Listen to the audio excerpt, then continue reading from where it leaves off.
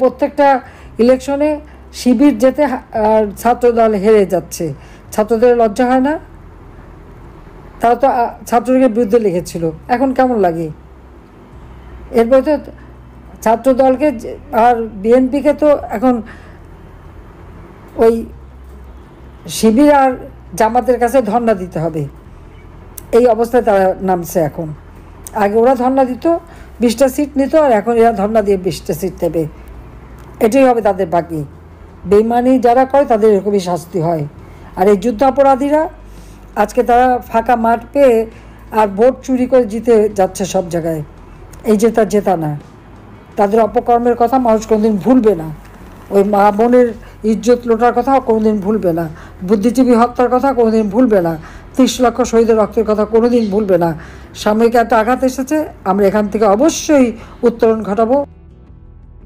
Vote দিচ্ছেন, card পাবেন না।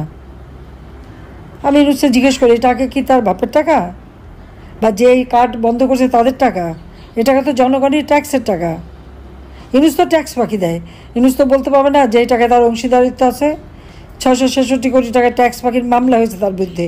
শ্রমিকের অর্থ আত্মসাৎ করার জন্য লেবার কোর্টে সে দণ্ডিত আসামি। এ টাকা তো জনগণের টাকা। এ টাকা বন্ধ করার তার তো কোনো অধিকার নাই। আমি তো দলমত দেখিনি। 43 লক্ষ যদি আওয়ামী লীগ হয়, 57 লক্ষ তো আওয়ামী লীগ করে না, ভোট দেয় না। আমি তো তাদেরকেও দিয়েছি। তাহলে কেন এরা বঞ্চিত হবে? হিসাব একদিন নিতে হবে ওর কাছ থেকে। তার কত টাকা আছে সেই হিসাবটা আছে আমাদের। কত আয়কর ফাঁকি দিয়েছে সেটাও আছে। তার ব্যক্তিগত এবং তার 38টা কোম্পানি মিলে সে যে হাজার হাজার কোটি টাকা ট্যাক্স ফাঁকি দিয়েছে। মামলার রায় তো 666 কোটি টাকার ট্যাক্স ফাঁকির মামলা রায় হওয়ার কথা 6 তারিখে, 5 তারিখে চেষ্টা করলো আমাকে আর এনাকে হত্যা করবে। জানি না, আল্লাহ রাব্বুল আলামিন প্রত্যেকবারই বাঁচিয়ে দেয়। এবারেও আমি জানতাম না যে আমি কোথায় যাচ্ছি, এবারেও বাঁচিয়ে দিয়েছে।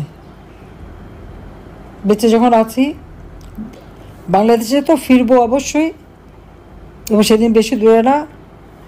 এবং এই ইউনুস এবং তার গং, ওই উপদেশটা চোর সবকটা, আর তার ওই এনসিপি পার্টি একসময় সব ছাত্রলীগ করতো। ও গণভবনে যে আমার সাথে খুব ছবি আছে, এক বঙ্গবন্ধু যে একেবারে কেঁদে যার। তারপরেই ওই ইউনুসের টাকা আর শিবিরের টাকাকে উল্টে গেল সব। আর বিএনপি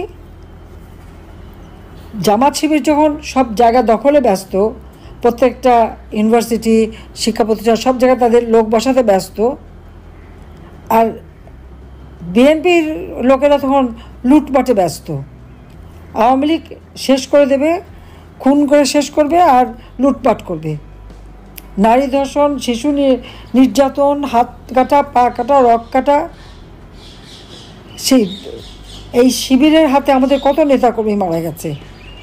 ছোট শিশু, তার জন্য দুধ কিনতে, ওষুধ কিনতে যে মাসুদ যে মেরে ফেলে দিল। এরকম তো এই রাজশাহী বিভাগে তো অনবরত এই ধরনের ঘটনা ঘটে যাচ্ছে।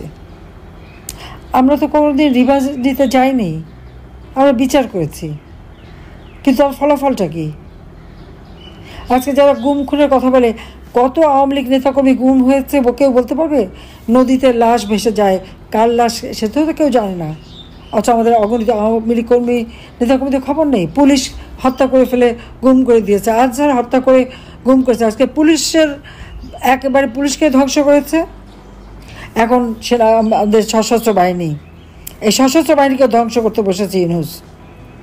আপনারা দেখেন, যারা কর্মরত, তার ডিউটি, তাদেরকে দায়িত্ব দেওয়া হয়েছে, তাদের বিরুদ্ধে মামলা। আজকে সশস্ত্র বাহিনীর 28 জন 29 জন অফিসারের বিরুদ্ধে মামলা দিয়েছে, তাদের নাকি চার্জশিট দেবে, তাদেরকে শাস্তি দেবে। কেন? তারা তো উপরে নির্দেশ মান্য করেছে, পুলিশ উপরে নির্দেশ মান্য করেছে, পুলিশকে মেরে মেরে পা বেঁধে ঝুলিয়ে রেখেছে। আর যে এনসিবির কয়েকটা আছে, ওই সার্জিস, হাসনাত, কে তারা আবার সেনাবাহিনীর ধমকও দেয়। আমি জানি না সেনাবাহিনীর কি মানে, তাদের কি শক্তি ক্ষয় হয়ে গেছে? এগুলি ধরে সোজা ধরে নিয়ে যেতে পারে না, তাহলে তো জবাব পেয়ে যায়। আজকে তারা আমাদের সশস্ত্র বাহিনীকে ধ্বংস করে দিচ্ছে। একটা দেশের সশস্ত্র বাহিনীর বিরুদ্ধে যদি এইভাবে অবসরপ্রাপ্ত হোক আর কর্মরত হোক, তাদের বিরুদ্ধে যদি এরকম মামলা হয়, তাহলে আন্তর্জাতিক ভাবমূর্তি কোথায় থাকে? তখন গুলি করবে না, বা যারা এই যে একের পর এক অগ্নিসন্ত্রাস করে যাচ্ছে তাদের বিরুদ্ধে কিছু বলবে না, পারলে ফুলের মালা দিয়ে আনে, কেন জাতিসংঘে যেতে পারবে না, শান্তিরক্ষা মিশনে। আজকে কি হয়ে গেল তাদের? ওইটুকু বেইমানি না করে মানুষের পাশে যদি দাঁড়াতো, এই সন্ত্রাসীদের সাথে না থেকে, তাহলে হয়তো এই দিন সেনাবাহিনী দেখতে হতো না। কিন্তু তারপর আমরা আমাদের নিজেদের হাতে গড়া, জাতির পিতা এদের স্বাধীন করেছেন, এই সেনাবাহিনী তার হাতে গড়া। আর সেনাবাহিনীর যতটা উন্নতি আমি সরকারে এসে করেছি। জিয়া, এরশাদ, খালেদা জিয়া এরা যখনই এসেছে এদেরকে ধ্বংস করেছে, আমরা না, বরং আমরা এদের ভাবমূর্তি তুলে ধরেছি। কোথায় 1 নম্বরে ছিল, এখন 3 নম্বর, আস্তে আস্তে তাও শেষ হয়ে যাচ্ছে। এখন কোথায় যাচ্ছে জাতিসংঘের শান্তিরক্ষা মিশন?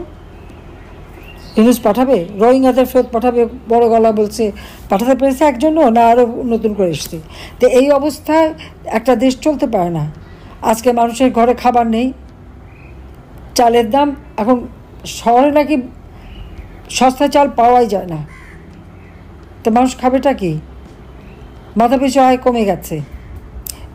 প্রবৃদ্ধি যেখানে আমি 6.7 রেখে এসেছিলাম, সেটা এখন 3 দেখাচ্ছে, 3 নেমে গেছে, তার থেকে বেশি 2 নেমে গেছে। কোনো একটা কাজ হচ্ছে না, দেশটাকে একেবারে অচল করে দিল। আর টাকা পাচার, সমানে টাকা পাচার করে যাচ্ছে। এলসি খুলতে পারে না ব্যবসায়ীরা, ব্যাংকে ডলার জমা হচ্ছে, এলসি নাই, ব্যবসা নাই, ক্যাপিটাল মেশিনারিজ আসে না। এই 1 বছরের উপরে কোনো বিনিয়োগ হয়নি, না সরকারি, না বেসরকারি, না বিদেশি, কোনো বিনিয়োগ নাই। অর্থনীতি ধ্বংস, সামাজিক নিরাপত্তা বলে কিছু নাই, নারীদের কোনো মর্যাদা নাই, সব চরমভাবে তারা নির্যাতিত, নিপীড়িত। লক্ষ লক্ষ ছাত্ররা পড়াশোনা করতে পারে না, তাদের ডিগ্রি কেড়ে নেওয়া হয়েছে। কি ছাত্রলীগ করে বলে তাদের পড়তে দেবে না? তাহলে ছাত্রলীগের যদি শাস্তি হয়, তো যারা ছাত্রলীগ একসময় ছিল, আজকে তারা এখন এনসিপি হয়েছে, তাদের কেন বিচার হবে না? কারণ এরাই তো যত অপকর্ম ঘটিয়েছে, বদনামটা আমার ছাত্রলীগের উপরে দিয়ে গেছে। আর ছাত্রলীগের শাস্তি দেয়, তারা বসে বসে মজা লুটে, আর 1000 কোটি টাকার মালিক হওয়ার স্বপ্ন থেকে 100 কোটির মালিক হয়ে গেছে, আর 1000 কোটি টাকার মালিক হবে। এই অরাজকতার বিরুদ্ধে সকলকে রুখে দেওয়াতে হবে। আর আমরা যে উন্নয়নগুলি করেছি, প্রত্যেকটা উপজেলায় কি কি কাজ করেছি আওয়ামী লীগ, সেগুলি তালিকা করে করে ঘরে ঘরে পৌঁছে দিতে হবে। বলতে হবে মানুষকে, মানুষকে না বলে মানুষ ভুলে যায়। তাদেরকে বলতে হবে যে আমরা আওয়ামী লীগ ক্ষমতা আসে আপনাকে এই এই সুবিধা করে দিয়েছে। ছেলেমেয়েদের চাকরি ব্যবস্থা, training, computer training, incubation centre করা, এই রাজশাহীতে প্ল্যানেটোরিয়াম করে দিয়েছি, এই রাজশাহীতে কর্মসংস্থানের জন্য ব্যাপক কাজ আমরা করে দিয়েছি। কমিউনিটি ক্লিনিকের মাধ্যমে বিনা পয়সায় ওষুধ দিচ্ছি, চিকিৎসা সেবা। কম্পিউটার ট্রেনিং, ইনকিউবেশন সেন্টারে যারা ট্রেনিং নিচ্ছে তারা দেশে বিদেশে চাকরি পেয়ে যাচ্ছে। আওয়ামী লীগ জনগণের জন্য কাজ করে, কাজেই আওয়ামী লীগ যারা স্বপ্ন দেখে ধ্বংস করবে, আওয়ামী লীগ ধ্বংস হওয়ার না। হামলা, মামলা, হত্যাকাণ্ড করে সাময়িক একটা আঘাত এসেছে, এখন সময় এসে গেছে রুখে দাঁড়াবার। সেখানে জনগণকে সাথে নিয়ে নামতে হবে। সবথেকে বড় কথা, আগে জনগণের পাশে যেতে হবে। আমাদের দলে যে যেখানেই আছেন জনগণের সাথে যোগাযোগ করেন। আর আমাদের যাদের বিরুদ্ধে ওয়ারেন্ট বা মামলা, হামলা বা যারা আত্মগোপনে, প্রত্যেকে নেতাকর্মীদের সাথে যোগাযোগ করেন এবং সবাইকে নিয়ে জনগণকে নেবেন। জনগণের শক্তিটাই আছে আসল শক্তি। আর আওয়ামী লীগ চিরদিনই জনগণের শক্তি নিয়ে, জনগণের ম্যান্ডেট নিয়ে, জনগণের ভোটে নির্বাচিত হয়েই ক্ষমতায় গেছে, এটা মাথায় রাখবেন। কখনই পিছনের দরজা দিয়ে আওয়ামী লীগ ক্ষমতায় যায় নাই, ইনশাল্লাহ যাবেও না। আওয়ামী লীগ জনগণের শক্তিতে বিশ্বাস করে। দেশকে আমাদের রক্ষা করতে হবে এই জালেমদের হাত থেকে।